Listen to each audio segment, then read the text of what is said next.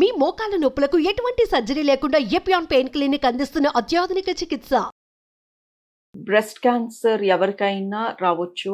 But పిల్లలు లేని వాళ్ళకి, బ్రెస్ట్ ఫీడింగ్ చేయని వాళ్ళకి, లేదా తక్కువ చేసిన వాళ్ళకి, లావుగా ఉన్న వాళ్ళకి ఎక్కువ చూస్తాము.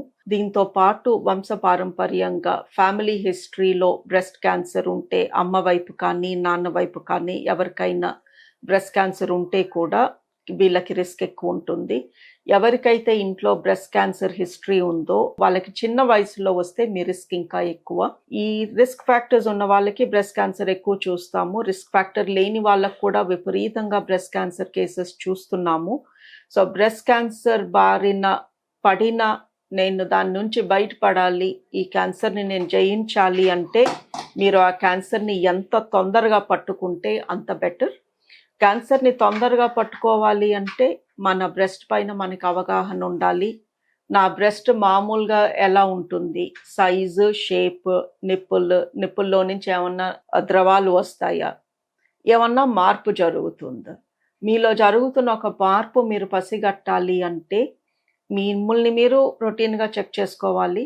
సో ప్రతి నెల పీరియడ్ అయిపోయిన ఆఖరి రోజు ప్రతి స్త్రీ సెల్ఫ్ బ్రెస్ట్ ఎగ్జామినేషన్ చేసుకోమంటాము. ఈ మిమ్మల్ని మీరు చెక్ చేసుకుంటున్న టైంలో మీకు ఏదన్నా తేడాగా అనిపిస్తే ఖచ్చితంగా వచ్చి గైనకాలజిస్ట్ని లేదా ఆంకాలజిస్ట్ని కలిసి అది ఏం జరుగుతుందో మీరు కనుక్కోండి. దీంతో పాటు 45 సంవత్సరాలు దాటిన తర్వాత బ్రెస్ట్ క్యాన్సర్ రిస్క్ చాలా ఎక్కువ. ప్రతి 8 మందిలో ఒకరికి చూస్తున్నాము. సో అందుకే 45 సంవత్సరాలు దాటిన ప్రతి స్త్రీ 2 ఏళ్లకు ఒకసారి మ్యామోగ్రామ్ అనే టెస్ట్ చేయించమంటాము. ఈ మ్యామోగ్రామ్ అనే టెస్ట్లో స్కాన్ చేస్తారు, రొమ్ము స్కాన్ చేస్తారు, రొమ్ముకి ఎక్స్రే చేస్తారు. అవి 2 జత చేసి మీకు ఒక మ్యామోగ్రామ్ రిపోర్ట్ అని ఇస్తారు. ఈ మ్యామోగ్రామ్లో బియ్యం గింజ అంత చిన్న క్యాన్సర్ని కూడా ముందే మేము పట్టుకోగలము. ఇంత చిన్న క్యాన్సర్ని ముందే పట్టుకుంటే మీ రొమ్ము తొలగించకుండా ఆ క్యాన్సర్ ఒక్కటిని తొలగిస్తే మీరు మళ్ళీ క్యూర్ అయిపోతారు. సో రొమ్ము క్యాన్సర్ నుంచి నేను క్యూర్ అవ్వాలి, పొరపాటున నాకు వచ్చినా కూడా నేను క్యూర్ అయిపోయి నార్మల్గా బతకాలి అంటే మ్యామోగ్రామ్లో ముందే దాన్ని మీకు సిమ్టమ్స్ రాకముందే పట్టుకుంటే మిమ్మల్ని ఖచ్చితంగా క్యూర్ చేయగలము. అండ్ రొమ్ము క్యాన్సర్కి ట్రీట్మెంట్ సర్జరీ ఉంటుంది. రొమ్మన్న తొలగిస్తాము, లేదా రొమ్ములో క్యాన్సర్ మట్టుకు తొలగించి రొమ్మును అలాగే ఉంచేస్తాము. రేడియేషన్ అంటే ఎక్స్రేస్ పంపించి కూడా రొమ్ము క్యాన్సర్ని కరిగించేయవచ్చు. రొమ్ము క్యాన్సర్ కానీ చాలా తొందరగా పెరిగే టైప్ అయితే ఫస్ట్ కీమోథెరపీ ఇస్తాము.